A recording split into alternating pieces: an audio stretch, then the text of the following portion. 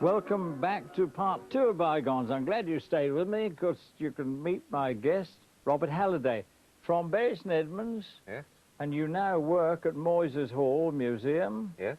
And before you were born, and I was about 8, 1927, I used to spend a lot of time there because I was at school in based in Edmunds. It's a very, very nice little museum. Now then, Robert, you brought in eyebaths. Let us first establish when there is the first record of eyebaths. Well, actually, it is in East Anglia. It's the household accounts of the Lestrange family at Hunstanton. Apparently they had cups for the mistress's eyes in 1578. It's funny because, you know, that old Hunstanton Hall is still there, although half of it was burnt down. And I remember one of the Lestranges when he was Lord High Admiral of the Wash. But that's nothing to do with eyebaths, is it? No. Now, you mean there's no record of Roman or Greek eyebaths? No, none at all. It's funny, isn't it? Because they must have had them, or they must have had a way of doctoring their eyes. Yes. Yes. Well, now, why you collect? What caused you to collect them? You did. I did? Yes. How? You were on Anglia television about 13 or 14 years ago with a collection of about 100, and I thought if one person could do it, I could. What an influence we've had on it. But you know why that was done? It was in the old days of about Anglia. I think actually it's more years ago than you're saying, when I was challenged that you couldn't collect anything that was cheap. And I said, oh, of course you can. You can find hundreds of items that cost less than £2. And I did do. I found over 100 different eyebaths for under £2 each. You couldn't do that today, could you? No, you couldn't at all. No. Are they very sought after? Are they becoming collector's items? Yes, they are. People are starting to collect them. Yeah. They are. Well, now, everybody knows about the usual sort of white glass ones, but this is an unusual white glass one. What about that? Well, that one's hand-blown. It was made in 2 parts. The bulb and the stem were made separately. You can see there is an actual bulb there where the 2 were stuck together in moulding. How old do you reckon that is? That would be 18th century. I mean, press moulding came into use in about 1830 and caught on very rapidly. So most eyebath. Well, here's the same, very similar thing, a slightly yellower glass, and the top is machined. Is there any significance in that? It's ground.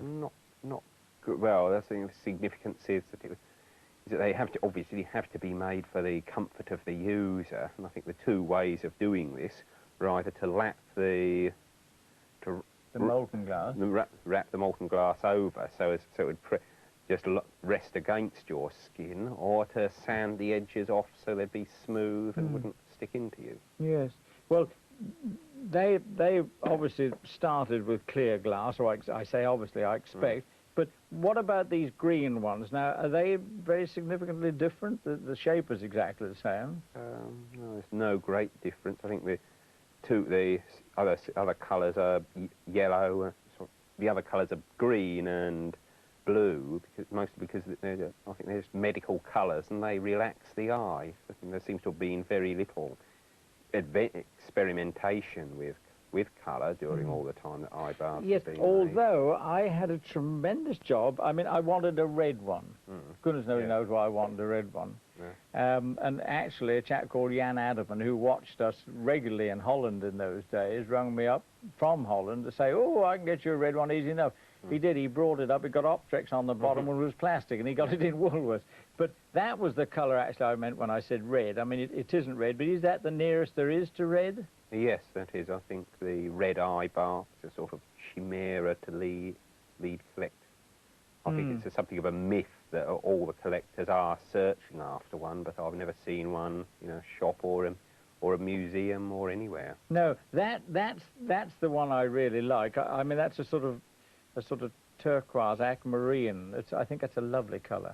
Is there any significance of the shape of that as opposed to the ones on the stem? Not really. Well, I think not really. I think the significance is that it's somewhat easier to hold against your eye. There are dimples in it to facilitate your holding. There's one lovely one that I do envy you. Now, that I think is beautiful, apart from the colour.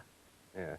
Well, that was found in the gardens at Kennett Hall near Newmarket in about 1880 that was owned by a Dr. Godfrey, who was a local medical practitioner.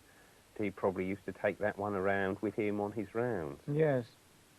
Yes. Well, now, would that be very valuable? I mean, would you have to pay a lot of money for that? Yes, you probably would. That is a very Yes. rare one. I thought so. Talking about rare ones, this is one of the rarest I think I've ever seen. Okay. Do you think that's gold? It hasn't got a mark on.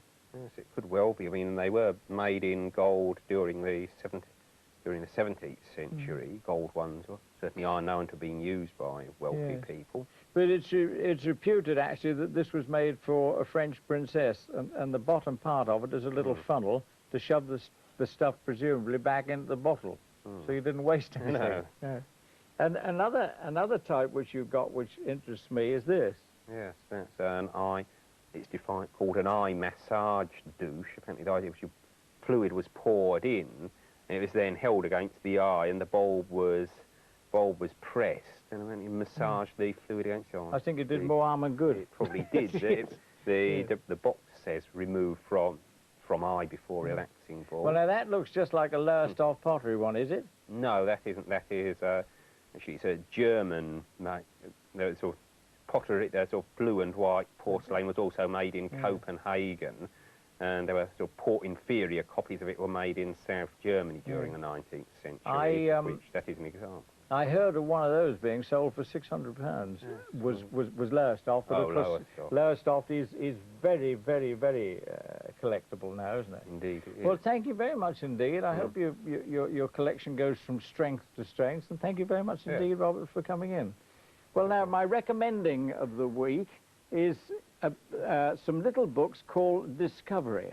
They're by various authors, and they're published by Shire Publications, who do over 100 books, but these are smaller. This is a new series, and they really are extremely good, very informative, and if you want to identify anything, that's the one to get. They're $1.75 each, actually. Very, very good value.